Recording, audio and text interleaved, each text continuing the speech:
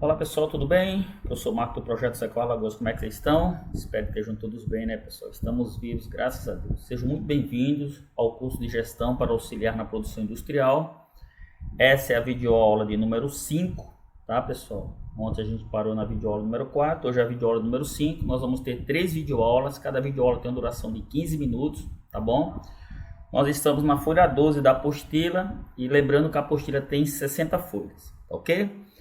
Bom pessoal, eu quero tirar uma dúvida aqui de um aluno. Ele me mandou um WhatsApp dizendo o seguinte: professor, eu fui participar de um processo seletivo para planejador industrial e a pergunta era o seguinte: qual a diferença do dado e da informação? Vocês acreditam, pessoal, que ao longo dos anos que eu trabalho como planejador industrial na área de engenharia de planejamento industrial, eu já vi várias empresas fazer essa pergunta: qual é a diferença entre um dado e a diferença entre o dado e a informação? E para quem vai trabalhar como auxiliar de produção industrial, é muito importante saber essa diferença do que significa um dado dentro de um processo industrial e do que significa uma informação. Pessoal, a informação sem os dados, ela é incompleta, tá certo? Então, você precisa, para que a informação seja completa, você precisa dos dados, porque senão ela fica vaga, ela fica no ar. Eu vou dar um exemplo. O Brasil tem 500 aidéticos. Um exemplo, o Brasil tem 500 aidéticos. Bom, isso é uma informação, mas essa informação, ela não gera, nenhum ponto de partida para uma melhoria contínua. Se o Ministério da Saúde precisasse tomar uma ação proativa para melhorar a vida de quem tem essa doença, ele não saberia por onde partir, porque é apenas uma informação. Ela não tem dado. Agora, se ela tem, o Brasil tem 500 aidéticos, e ela pegasse os estados, em cada estado do Brasil ela dissesse quanto tem de aidético, aí sim o Ministério da Saúde poderia ter uma ação proativa. Conseguiu entender? Eu estou colocando aqui a saúde, mas nós estamos falando de indústria. A mesma coisa acontece no processo industrial. A balança comercial cresceu 12%. Tá, isso é uma informação. A balança comercial cresceu 12%. Mas em que área cresceu 12%? Porque se você for analisar o Brasil, o Parque Fabril do Brasil, nós estudamos isso ontem, se eu não me engano foi na terceira aula, quando a gente falava de Manaus, né? Da Sulfram em Manaus, do Polo Industrial de Manaus. Mas qual área foi que cresceu? Em que área foi? Foi a área que cresceu foi automobilística, foi informática, foi tecnologia, foi ciência. Então é uma informação que não chega em lugar nenhum. Então, para você, aluno, que me perguntou a diferença entre o dado e a informação, já que você estava fazendo prova para planejamento, é importante você responder que a informação ela é atividade, tá? E o dado é o percentual de avanço físico dessa atividade. Então, se a atividade é processo de soldagem, você precisa pontuar no seu cronograma, seja ele MS Project, seja ele Primavera, quanto esse avanço físico tem que ter, tá certo? Quanto que tem que produzir. Aí você terá o dado, tá bom? Bom, eu vou começar essa videoaula falando sobre o empreendedorismo. Pessoal, existem duas ordens de empreendedorismo.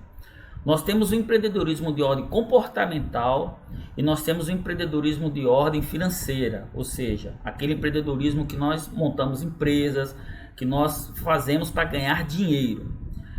Porém, dentro desse empreendedorismo, nós temos 3 tipos de falência. Nós temos a falência técnica, nós temos a falência financeira e nós temos a falência comportamental.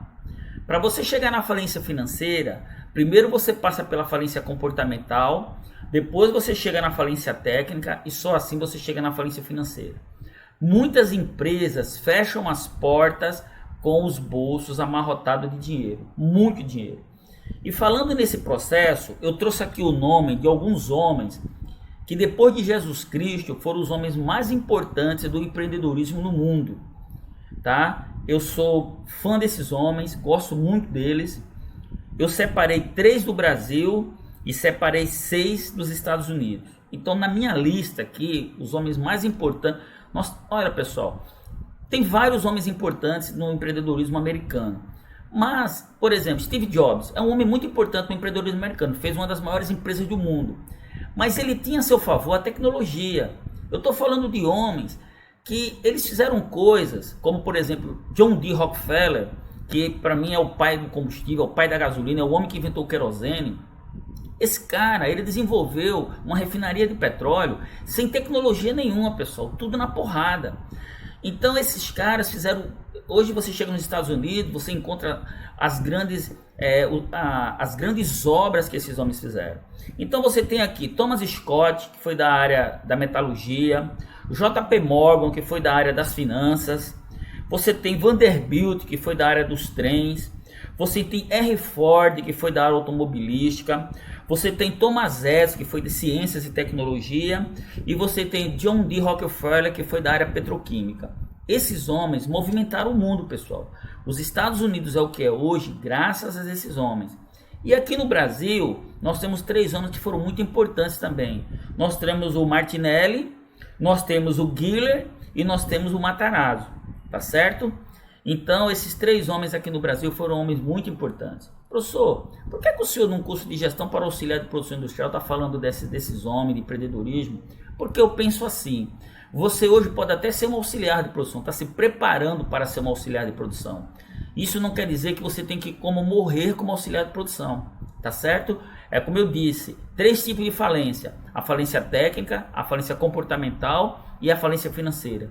Nunca na sua vida queira ter uma falência comportamental. A falta do empreendedorismo de ordem pessoal, Kaizen, é uma coisa extremamente ruim. Olha, pessoal, eu tenho passado momentos difíceis na minha vida, mas uma coisa que eu nunca parei foi de fazer Kaizen na minha vida. E Kaizen é uma palavra que significa melhoria contínua, melhorar todo santo dia. A gente erra aqui, acerta ali, erra aqui, acerta ali, erra aqui, acerta ali, e Deus no meio disso tudo, fazendo com que a gente se levante e caia, assim a gente siga, tá bom?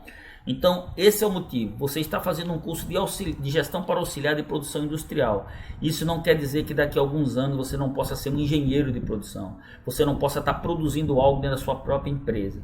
Tá certo? Tudo vai depender de você, tá bom?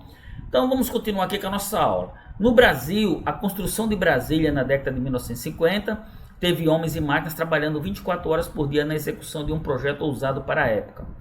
Imagina a variedade de insumos utilizados nessa construção, que durou 1.300 dias, tá? Toneladas e mais toneladas de cimento, vigas de ferro, tijolos, entre outros.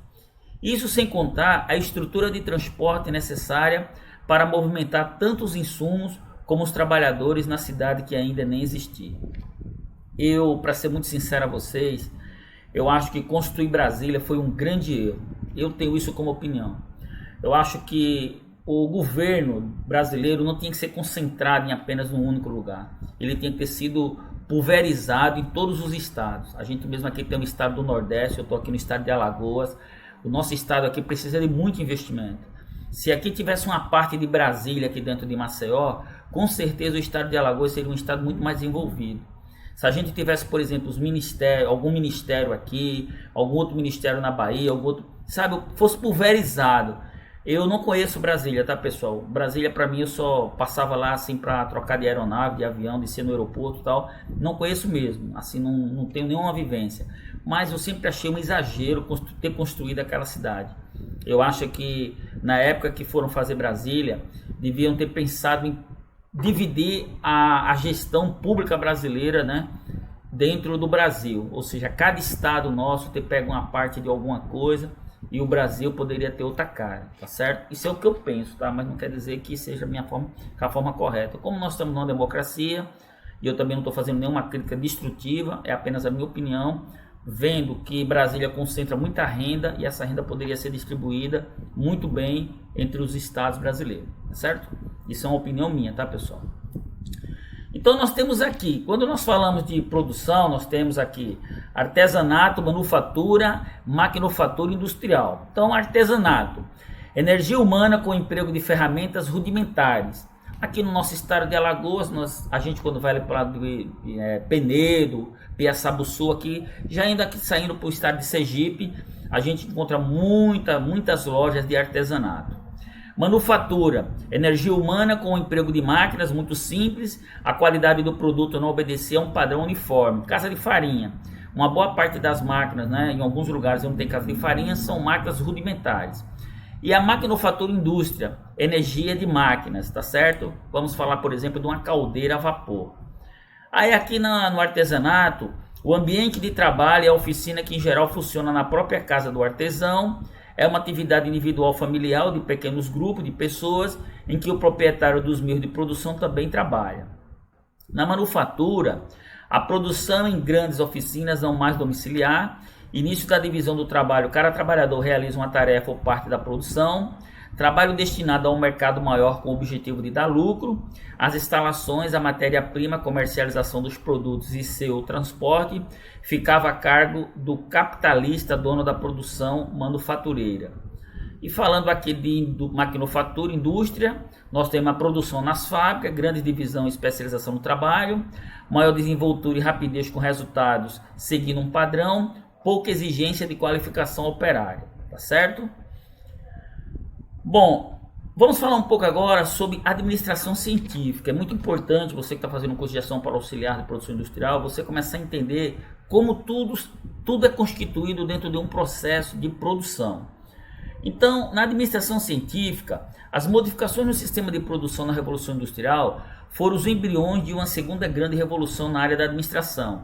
O desenvolvimento da administração científica no fim do século XIX. Por que chama administração científica? Foi quando o homem ele começou a se preocupar com relação à questão de tempo versus produção. É quando se começa a se pensar em layout de empresa, em layout de fábrica. Tá? Eu comentei ontem numa videoaula que na indústria existe uma profissão chamada cronometrista.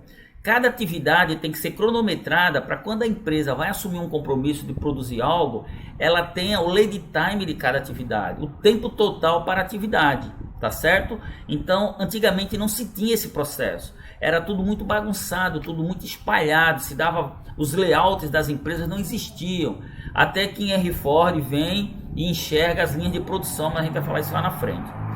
Você já pensou se nos dias de hoje, numa fábrica, por exemplo, na montagem de automóvel, cada operário tivesse sua forma de trabalhar, inclusive usando suas próprias ferramentas? Era o que acontecia antigamente. Cada um, não existia... Lembra que o professor falou no início do curso? Você tem a entrada, a técnica e a saída. Nós estamos falando aqui agora de administração científica, nós estamos falando de técnicas, certo? Normas nacionais e internacionais, procedimentos, certo? Procedimento escrito, vídeos, tá? Treinamento, capacitação de mão de obra, segurança do trabalho, uso de EPI, equipamento de proteção individual, medicina e saúde do trabalho. Nós estamos falando disso, tá certo? Procedimentos, tá certo? Então as entradas, as técnicas e as saídas, tá bom? Bom, se além disso não houvesse tempo demarcado ou método predeterminado para executar cada atividade e cada operário trabalhasse no próprio ritmo. Até o século XIX, a produção industrial era assim, guardava muitos requisitos do trabalho artesanal. Não havia um padrão de qualidade estabelecido, cada peça produzida podia variar, né? Variavam também o tempo de produção e o custo de cada unidade desenvolvido. Bom, pessoal, é assim, quando nós fazemos planejamento industrial, toda atividade ela é cronometrada, porque cada atividade ela tem um profissional envolvido nela. E cada profissional ele tem uma descrição de cargos e salários, tá bom?